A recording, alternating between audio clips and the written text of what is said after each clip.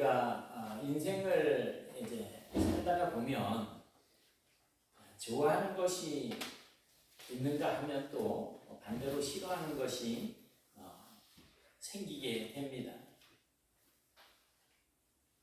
그러니까 좋아하는 것이나 싫어하는 것이나 미워하는 것들이 물건이나 또 짐승 중에서도 있을 수 있지만 또 그 대상이 사람일 수도 있습니다.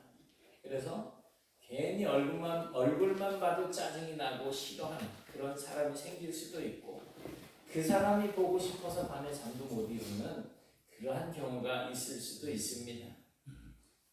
그래서 사람이 좋아하는 사람과 무엇인가 일을 같이 하게 되면 힘들거나 지치는 것을 잘 모릅니다. 하지만 싫어하는 사람과 일을 같이 할 때는 한 공간 안에 있는 것만으로도 부담스럽고 힘들 수가 있습니다. 이 세상은 하나님께서 창조하셨잖아요. 세상에 있는 모든 만물을 다 지으시고 보시기에 좋았더라. 그리고 여섯째 날 사람을 만드시고 이제 모든 것을 다 보시면서 하나님께서 매우 좋았다, 힘이 좋았다 이렇게 말씀을 하십니다. 그런데 어느 순간에 인간이 하나님의 말씀을 어기고 죄를 짓고 하나님과 함께 있을 수 없는 그런 존재가 되었습니다. 하나님은 거룩하신 분이시니 죄를 가지고 있는 인간과 같이 존재할 수가 없는 분이시기 때문입니다. 원래 하나님의 형상을 따라서 지음을 받았던 우리 인간들은 이제 죄를 알아버린 그 순간부터는 하나님이 원하시는 거룩한 삶이 아니고 욕심과 탐욕을 쫓아가는 그런 삶에 물들어버린 삶을 살게 되었습니다.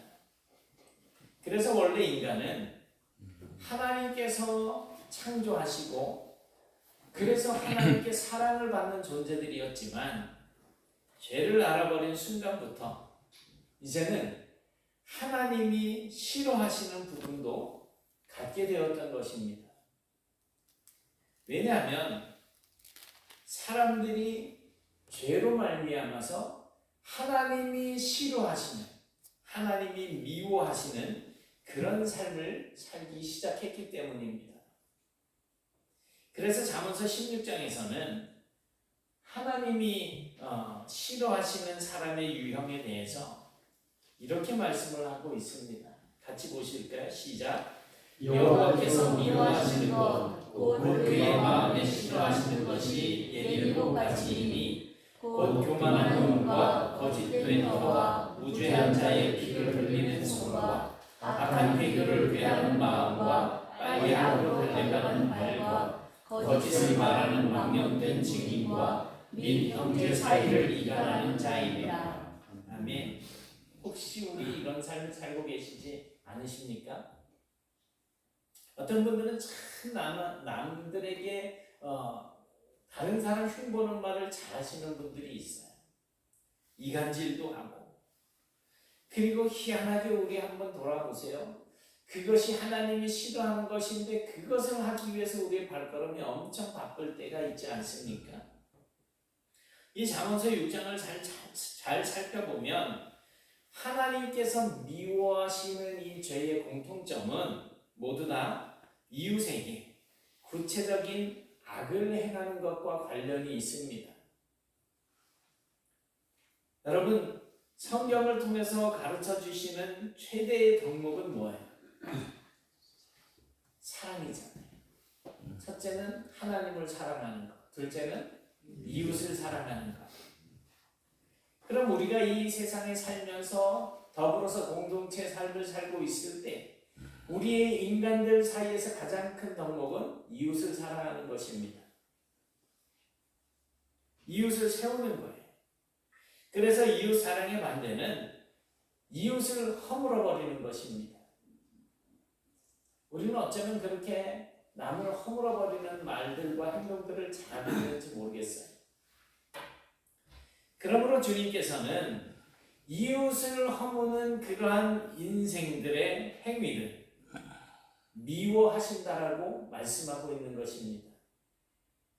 잠언 6장에서 말씀하고 있는 하나님이 싫어하시는 인간의 모습들 가운데 처음에 5가지 죄들은 우리 인간의 신체와 관련이 있습니다.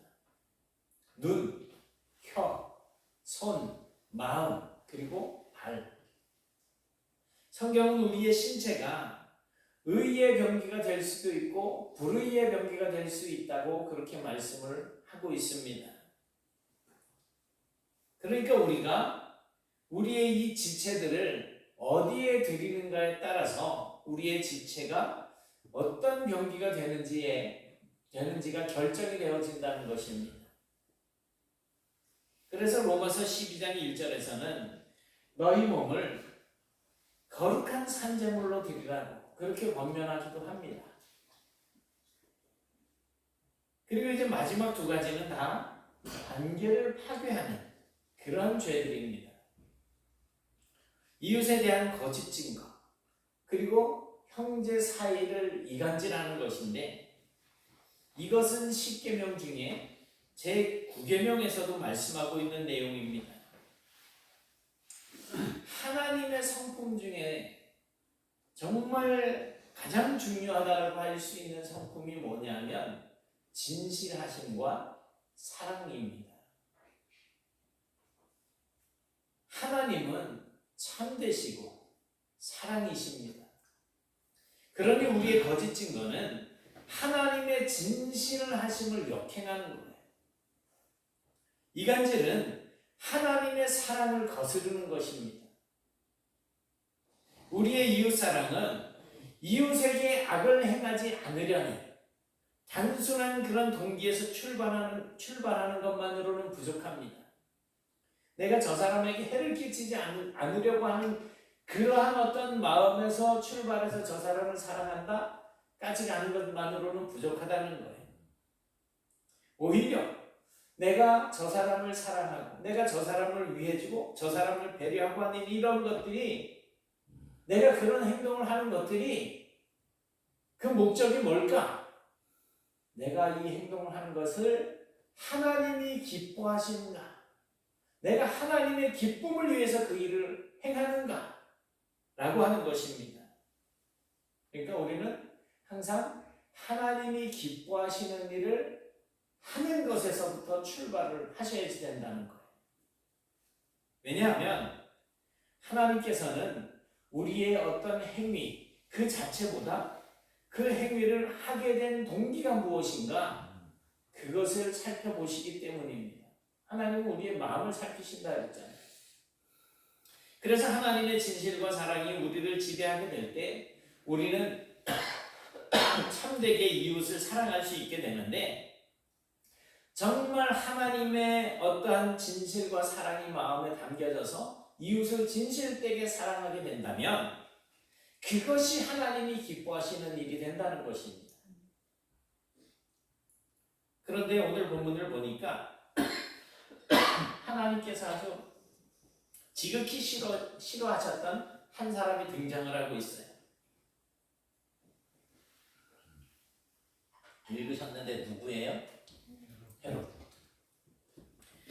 그 이름은 헤롯 아그리빠입니다. 이 사람은 우리가 잘 알고 있는 헤롯 대왕의 손자예요. 헤롯 대왕이 누군데 우리가 잘 안다는 것입니까? 헤롯 대왕이 누굴까요? 예수님이 태어날 당시에 유대 지역을 다스리던 왕이에요. 이 사람은 로마에서 이제 권력을 등에 업고 그리고 그쪽 유대 지역을 다스리는 분봉왕이 되었던 사람입니다. 이 사람이 유대인의 왕이 태어났다. 그거 어디 있느냐라고 물을 때 동방박사들을 부르잖아요. 유대인의 왕이 어디서 태어났는데 베들레헴에서 태어난다는 말을 우리가 모르느냐 뭐 이러니까 베들레헴에 있는 아들들을 그냥 학살을 해버린 그런 아주 포악한 왕이었습니다. 바로 그 헤롯 대왕의 손자가 오늘 본문에 나오고 있는 아그리빠입니다. 헤롯 아그리빠. 이 헤롯 아그리빠는 왕가에서 태어나서 왕의 손자니까 아버지도 왕이니까 그야말로 부족한 것 없이 자랐습니다. 그리고 드디어 아버지의 뒤를 이어서 왕이 되었습니다. 권력을 잡은 거예요. 그 왕이 된 이후 그의 삶을 보면 잠언서 6장에서 말씀하신 것처럼 무죄한 피를 흘린 사람이었고 악한 계교를 꾀하는 그런 사람이었고 거짓을 말하고 망령된 증인을 세워서 이스라엘을 타락하게 만들었던 그런 사람이 되어버렸던 것입니다. 잠언서에서 말씀하고 있는 하나님이 싫어하는 사람, 17가지라 그랬잖아요. 그것을 몽땅 몸에다가 담고 살았던 사람이 바로 이 헤롯 아그리빠였습니다. 그리고 그렇게 하나님이 싫어하시던 헤롯의 인생의 결과는 주의 사자가 쳐서 벌레에 먹혀서 죽게 되었다라고 오늘 본문을 보니까 우리에게 증언해 주고 있습니다. 그래서 오늘은 우리가 하나님의 백성으로서 이 세상을 살아가게 될 때 하나님께서 싫어하셔서 버리시는 사람, 그런 사람은 어떤 사람이 있는지 우리가 함께 나누고 또 그것을 통해서 우리의 삶이 하나님이 싫어하시지 않는 사람이 되기 위해서 조심해야 될 것은 어떤 것들이 있는지를 한번 함께 나누어 보고자 합니다. 여러분은 악인, 나쁜 사람, 악당이라고 하면 악인을 어떻게 규정을 하십니까? 악당은 어떤 사람이에요? 잘 모르시는가 본데 악당은 나쁜 사람이잖아요. 어떤 사람이에요? 우리는 항상 우리 생각 속에는 나쁜 일을 행하는 사람을 악인이라고 이야기합니다. 그런데 성경과 유대인들이 생각하고 있는 이 악인은 우리가 일반적으로 생각하는 것과 조금 다릅니다. 제가 이제 밴디에 탈무드에서 악인에 대해서 어떤 정의를 내려주고 있는지를 글을 올려놨습니다. 그대로 다시 한번 읽어드릴게요. 악한 사람은 눈과 같아서 처음 만났을 때는 순결하고 아름다워 보이지만 금세 흙투성이가 된다. 악인들은 사람들 앞에서 처음에는 매우 아름다운 세계를 그려낸다. 온 세상이 은으로 덮인 순결한 설경처럼 말이다. 그러나 현실이라는 태양이 비치면 눈은 녹아 사라지고 온통 진흙투성이에 나쁜 세계가 펼쳐지게 된다. 악인이 당신에게 아름다운 세계를 그려 보이더라도 속아서는 안 된다. 왜냐하면 다음날 눈을 뜨면 진흙투성이의 세계로 변해 있을 테니까 말이다. 이게 탈무드에 기록이 되어져 있는 그러한 악인에 대한 격언입니다. 또한 세상에서는 악인에 대해서 아주 수없이 많은 이야기들을 하고 있습니다. 그런데 성경이 이야기하고 있는 이 악인은 대표적으로 어떤 사람들일까요? 하나님의 존재를 부정하는 사람, 하나님이 없다라고 부르짖는 사람들이에요. 그래서 이 세상을 살아갈 때에 하나님을 기억하지 않고 스스럼 없이 악을 행하는 사람들, 그런 사람들을 성경은 악인이라고 이야기합니다. 시편 4절 또 시편 13절 같이 보실까요? 시작. 악인은 그의 교만한 얼굴로 말하기를 여호와께서 이를 전하지 아니하신다 하며 그의 모든 사사기에 하나님이 없다 하나이다. 어찌하여 악인이 하나님을 멸시하여 그의 마음에 이르기를 주는 감찰하지 아니하리라 하나이다. 죄를 지으면서도 하나님이 나를 감찰하지 않을 거라는, 하나님의 심판이라는 것은 있을 수 없다는 것, 하나님이 없기 때문이라는 거지. 성경을 비롯해서 유대인 율법 학자들의 그 고전과 해설을 집대성한 책을 우리는 탈무드라고 이야기합니다. 그러니까 유대인들의 지혜가 거기 아주 집약이 되어 있습니다. 이 탈무드에서도 악인은 자신의 인생 가운데서 하나님의 존재성을 전혀 고려하지 않는 그리고 두려워하지 않는 사람이라고 말할 수 있다라고 정의해주고 있습니다. 헤롯 아그리빠는 악한 일을 하게 될 때에 전혀 하나님의 존재성을 기억하거나 두려워하지 않는 사람이었습니다. 그래서 그는 사람을 죽이는 일도 주저하지 않았습니다. 그리고 자신이 하나님보다 더 높다는 말도 안 되는 그런 교만함을 가지고 있었던 것입니다. 백성들 앞에서 강론을 하고 백성들이 이거는 신의 소리지 인간이 하는 말이 아니다 라고 할 때 여러분 사실은 이게 하나님이 저를 이렇게 세워주셔서 하신 것입니다 라는 영광 돌리는 일을 하지 않았다는 거예요. 교만했다는 거지. 그런 그의 결론은 결국 하나님께서 그를 죽이셨고 그를 더 이상 사용하지 않으셨다는 것입니다. 오늘 본문 21절부터 23절까지 말씀을 같이 한번 보시겠습니다. 시작. 헤롯이 나를 택하여 왕국을 입고 단상에 앉아 백성에게 연설하니 백성들이 크게 부르되 이것은 신의 소리요 사람의 소리가 아니라 하거늘 헤롯이 영광을 하나님께로 돌리지 아니하므로 주의 사자가 거치니 벌레에게 먹혀 죽으리라. 아멘. 하나님께 영광을 돌리지 못해서 결국 그렇게 소망하던 일을 이루지 못했던 사람들이 또 있잖아요. 그 중에 대표적인 사람이 모세. 우리가 이 반석에서 너희를 위해 물을 내냐. 물은 누가 내는 거예요? 하나님이 내시는 것인데 우리가 결국 가나안 땅으로 들어가지 못하고 목전에서 이제 죽게 되잖아요. 역사 속에는 다윗 왕을 비롯한 아주 수많은 왕과 위대한 사람들이 하나님의 존재성을 인정하고 또 자신을 그 하나님의 사람이라고 그렇게 고백을 하면서 하나님께 영광을 돌리는 삶을 살았습니다. 그리고 하나님은 그런 사람들을 사용하셔서 하나님 자신을 이 세상 가운데다가 드러내셨습니다. 우리가 다윗 왕이나 이사야 선지자처럼 위대한 사람들이 되어서 대단하게 하나님의 사람으로 사용되지는 못한다고 하더라도 하나님께서 인정하시고 하나님께서 기뻐하시고 잔잔하게 하나님의 나라를 드러내면서 살 수 있는 그런 사람들은 우리가 될 수 있다는 것입니다. 이 세상을 살아갈 때 하나님 보시기에 악인이 아닌 의인의 삶을 살아갈 수 있습니다. 영국인 알렌이라고 하는 사람이 있는데 이 사람은 태어나면서부터 팔다리가 없었습니다. 닉 부이치치나 일본에 또 있잖아요. 팔다리 없는 사람들. 그런데 이 알렌은 심지어 눈까지 보이지 않았어요. 다행히도 이 알렌은 인자하신 부모님 밑에서 사랑을 받으면서 자랐고 그래서 어려서부터 예수님을 믿었습니다. 하지만 자신의 모습을 생각을 하면 정말 죽고 싶은 생각밖에 들지 않았다라고 고백을 합니다.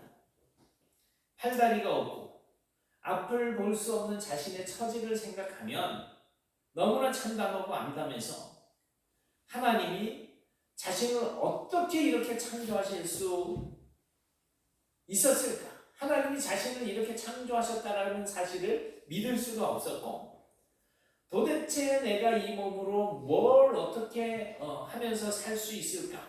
알 수 없었기 때문입니다. 그래서 그는 여러 번 자살을 시도를 합니다. 하지만 몸이 성치 않은 상황이라 정말 스스로 목숨을 끊는 일마저도 제대로 성공할 수가 없었던 사람이었습니다. 어느 날 자살을 또 실패하고 엄청난 무력감에 사로잡혀 있었는데 갑자기 마음에 주님의 음성이 들려왔습니다. 듣는 귀와 숨쉬는 코가 있지 않니? 라는 거예요. 네 말대로 내가 너를 그렇게 만들었다. 하지만 내가 너를 사용하겠다.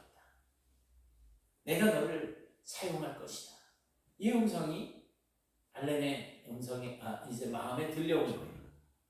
그날 이후로 알렌의 인생이 180도 바뀌었습니다.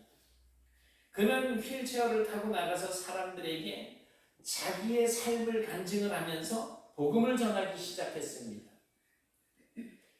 알렌이 그렇게 주님의 음성을 듣고 진실함을 마음에 담고 이제 간증을 하게 되니까 엄청난 사람들이 하나님께로 돌아오게 되었고, 알렌은 사람들에게 복음의 폭탄, 현대판 요한 웨슬레라고 하는 별명을 얻게 됐습니다. 사랑하는 여러분, 정말로 위대한 사람들은 아주 뛰어난 능력을 가진 사람이 아니라 하나님의 존재성을 인정하고 자신의 모든 것을 하나님 앞에 온전히 맡기고 하나님의 뜻을 따라서 헌신할 줄 아는 사람이었습니다. 여러분은 여러분의 인생에서 하나님의 존재성을 부인하고 계십니까? 아니면 인정하고 계십니까? 여러분이 온전히 하나님의 소유가 될 수 있기를 기도하고 또 그렇게 고백하는 성도가 되시길 바랍니다. 그러면 하나님께서는 여러분을 하나님의 나라를 위한 일꾼으로 쓰실 것입니다. 이런 은혜가 오늘 우리에게 있기를 기원합니다. 아멘. 그런데 여러분, 악인의 반대말은 뭘까요? 의. 성경에서는 악인의 반대적인 표현으로 선한 사람이나 좋은 사람이라고 이야기하지 않습니다. 그 대신에 뭐라고 이야기해요? 복 있는 사람, 의, 이렇게 표현을 하고 있습니다. 그렇게 표현하는 대표적인 말씀이 바로 시편 1편입니다. 같이 한번 보실까요? 시작.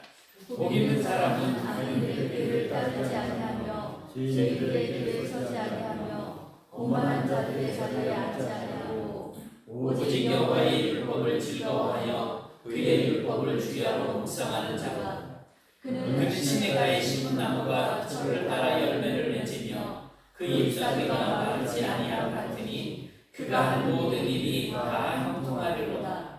악인들은 그렇지 아니하며 오직 바람에 나는 겨와 같도다. 그러므로 악인들은 심판을 견디지 못하며 죄인들이 의인들의 모임에 들지 못하리로다. 무릇 의인들의 길은 여호와께서 인정하시나 악인들의 길은 망하리로다. 아멘. 그러면 성경에서는 왜 악인의 반대를 복 있는 사람이라고 이렇게 표현하고 있을까요? 그 이유는 악인의 의미를 생각해 보면 어느 정도 답을 우리가 알 수가 있습니다. 악인은 하나님을 경외하지도 않고 하나님이 없다고 한다고 그랬잖아요. 존재성을 인정하지도 않는 사람. 그래서 그런 자들에 대한 하나님의 대응은 그런 사람들을 사용하지 않으실 뿐더러 그들의 모든 인생에서 하나님께서 함께 하시지 않는다는 것입니다. 그렇다면 복 있는 사람의 정의는 뭘까요? 히브리적 개념에서 복이라고 하는 단어는 두 가지로 이야기할 수 있습니다. 첫 번째는 브라카, 그리고 두 번째는 아쉐라고 하는 단어를 쓰고 있습니다. 물론 그 외에도 복을 의미하는 말들은 참 많이 있지만 이 중에 브라카라고 하는 이 말은 현실적인 복을 의미합니다. 그래서 사람이 하나님을 경외하고 찬양하는 그러한 삶을 통해서 받을 수 있는 눈에 보이는 복들. 우리 눈에 보이는 복이 뭐가 있어요? 눈에 보이는 복 없어요? 아누라 권사님 꼭 이래 묻게 만들지 말고 돼. 뭔지 몰라요? 아마 대답을 잘하면 그 복이 여러분들에게 갈 겁니다. 눈에 보이는 복이 뭐가 있을까요? 재물복, 자녀복, 재물복, 자녀복, 또 건강복, 건강복. 우리 신집사님만 다 가지고 가실 거예요. 맞아요. 예를 들어서 우리가 밭에다가 씨를 뿌렸어요. 그 밭에 곡식이 많아지고 포도 열매가 많아지고 무화과 열매가 많아지고 양떼가 많아지는 복을 의미하는 거예요. 그게 브라카예요. 그런데 아쉐르는 좀 더 근본적인 복을 이야기하는 겁니다. 이 복은 하나님께서 하나님을 경외하는 사람과 근본적으로 동행하는 것을 의미하는 복이에요. 그런데 바로 시편 1편에서 사용하고 있는 이 복이 이 아쉐르라고 하는 복이에요. 하나님이 하나님을 경외하는, 하나님의 율법을 사랑하고 하나님의 뜻에 순종하는 그런 삶을 사는 이 사람, 하나님께 뿌리를 내리고 살아가는 이 사람과 동행해 주신다는 거예요. 이 성경에서 악인의 반대 개념으로 복 있는 사람을 표현한 것은 단순히 복 받은 사람을 의미하려고 하는 것이 아니고요. 그 사람이 인생을 살아가는 동안에 하나님께서 그와 영원히 함께 하시는 것을 복 있는 사람이라고 표현하는 것. 이 말이 바로 아쉐르라고 하는 말입니다. 여러분들은 이 아쉐르라고 하는 복을 이미 누리고 계셔요. 그럼에도 불구하고 이 복을 복이라고 생각하지 못하고 한탄하고 불평하고 원망한다면 어쩔 수 없이 하나님의 손에서 버려질 수밖에 없지 않겠습니까? 이 아쉐르를 지금 우리가 흔한 말로 하는 게 뭐예요? 임마누엘, 하나님이 우리와 함께 하신다는 거죠. 여러분, 하나님께서 여러분의 인생 전반에 함께 하시기를 축원합니다. 아멘. 그러기 위해서 먼저 우리가 하나님의 존재성을 인정하고 믿음을 고백하는, 하나님을 경외하는 사람들이 되어야 하겠다는 것입니다. 아멘. 악인이 하나님을 인정하지 않고 경외하지도 않는 자이고 복 있는 자는 그 반대라고 한다면, 당연히 복 있는 사람이라고 한다면 하나님의 존재성을 인정하고 경외하는 자들이어야지 되지 않겠습니까? 이렇게 복 있는 사람들은 시편 1편 3절에서 말씀하고 있는 것처럼 모든 일이 다 형통하게 되는 삶을 살게 될 것이라는 것입니다. 이런 은혜가 여러분들에게 임하시길 축원합니다. 아멘. 하나님은 악인을 싫어하십니다. 왜냐하면 악인은 하나님을 인정하지도 않고 경외하지도 않고 경배하지도 않기 때문에 그렇습니다. 하나님은 그런 악인은 사용하시지 않고 버리십니다. 그 대표적인 사람이 누구예요? 사울 왕이잖아요.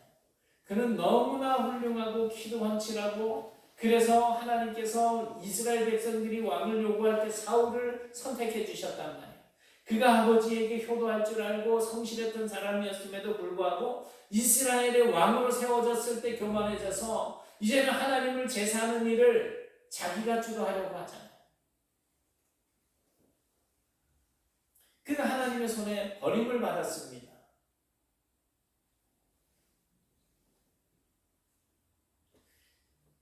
그런 사람들의 인생은 결국 망하게 되는 것입니다. 그런데 악인의 반대는 복 있는 사람이라고 말씀을 하고 있습니다. 복 있는 사람은 하나님을 경외하는 자들이고 또한 하나님을 인정하고 고백하는 자들입니다. 그래서 그런 사람들은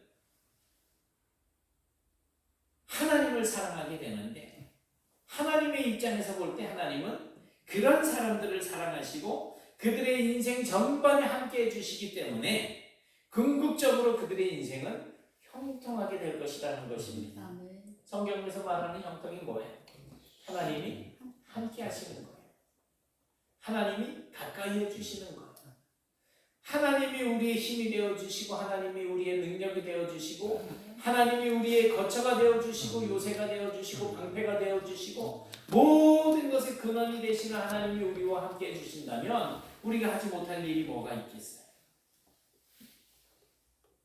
오늘 오후에 설교를 살짝 스포해드리자면, 할 수 있거든이 무슨 말이냐? 믿는 자에게는 능치 못함이 없다. 오늘 본문에 의하면 헤롯은 악인이었습니다. 하나님께서 그런 악인을 버리셨습니다. 그리고 결국 그의 인생은 멸망했습니다. 아무리 왕의 자리에 앉아있다고 하더라도 하나님을 인정하지 않고 하나님을 경외하지 않으면 결국 그는 악인이고 하나님으로부터 버림을 받게 될 것이라는 사실을 우리가 기억해야 합니다.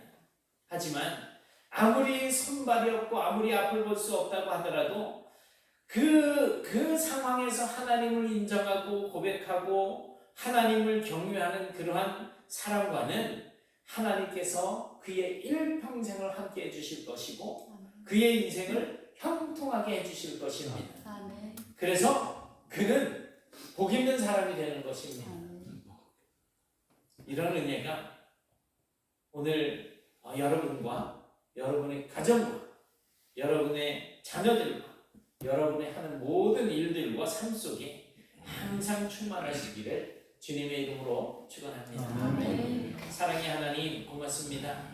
하나님의 은혜 가운데 저희들이 오늘도 이 자리에 모여서 거룩하신 하나님을 예배할 수 있도록 인도해 주시니 감사합니다. 하나님의 성령님의 인도하심 속에서 하나님의 존재성을 인정하게 하시고 이렇게 또 나와서 주를 예배하게 하셨사오니 이제는 우리의 삶 속에 하나님의 은혜가 고백되어지게 하시고 많은 사람들에게 하나님의 은혜와 사랑을 증거하는 그런 삶을 통하여서 우리가 얼마나 하나님을 사랑하고 얼마나 하나님을 경외하는지를 증명하는 삶을 살아갈 수 있도록 도와주옵소서. 악을 행하는 악인이 아니라 하나님께 붙어서 하나님께서 주시는 능력 받아서 이 땅에서 복 있는 삶을 살아갈 수 있도록 저희들을 인도하여 주옵시고 어떠한 순간에도 하나님께서 주시는 은혜에서 멀어지지 아니하도록 저희들을 붙잡아 인도하여 주옵소서. 예수님 이름으로 기도드리옵나이다. 아멘.